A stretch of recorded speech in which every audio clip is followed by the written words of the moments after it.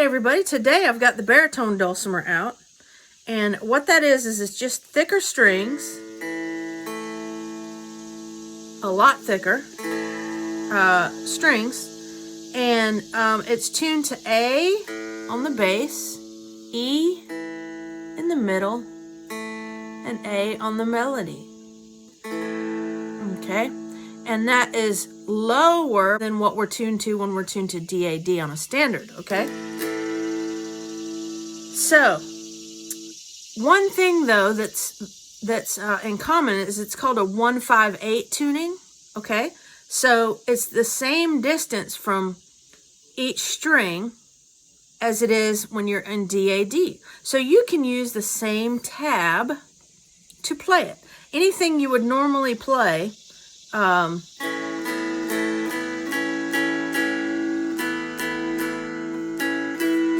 anything you would normally play on your DAD, you can play it same fingering, okay?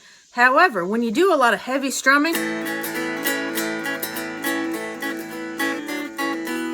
it's not really built for heavy strumming. It's built more for backing or solo work that is maybe not as heavily strummed.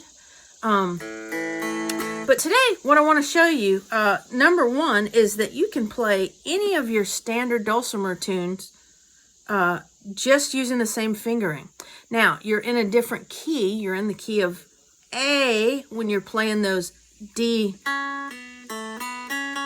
That's A. We're in the key of A now instead of D. But as long as you're playing by yourself, that's no big deal, right?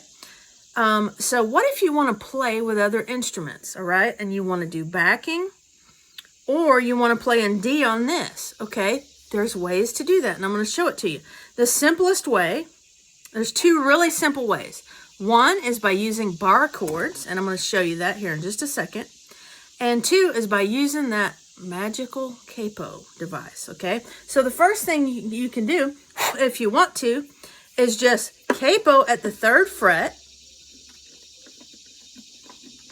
All right, and remember what the magic of a capo is, right? It means you don't change your fingering. So now we are in DAD tuning again.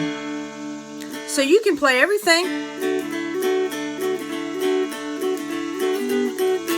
using your same fingering as before, and now you're in the key of D to play along with those other standard dulcimers. So all your chord shapes are the same, okay? So that's one way to do it. Now here's another way. And don't be afraid to use this other way, okay? You don't always have to use a capo, okay? All right, so what are our chords in the key of D that we use 90% of the time? Our 1-4-5 chords, right? Our D, our G, and our A. So I'm going to show you a simple D bar chord, and that's at the 3rd fret. So there's a D chord.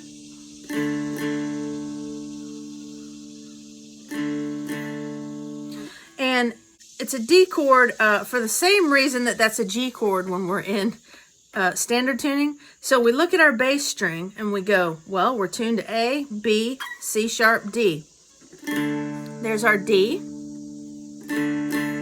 Now we want to play a G. Well, E, F sharp, G. 6th fret is a G chord.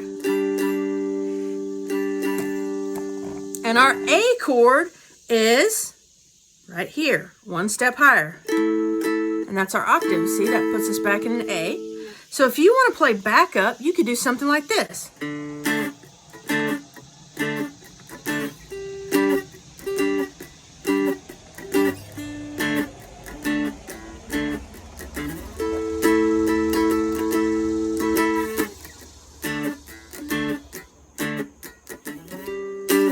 All right, and one thing about backup is it's nice to do backup on the back beat. So you do the 2nd, the 2, and the 4 beats, kind of like a mandolin would do. So you can hit, say, your bass string or your melody, either one, and give you that 1st beat if you need it.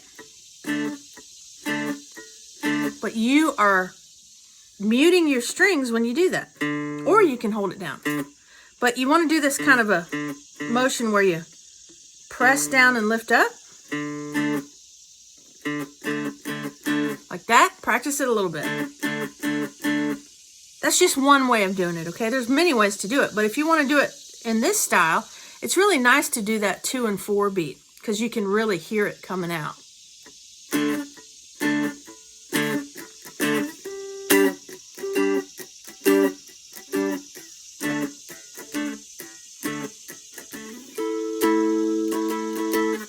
So that's our D, our G, and our A.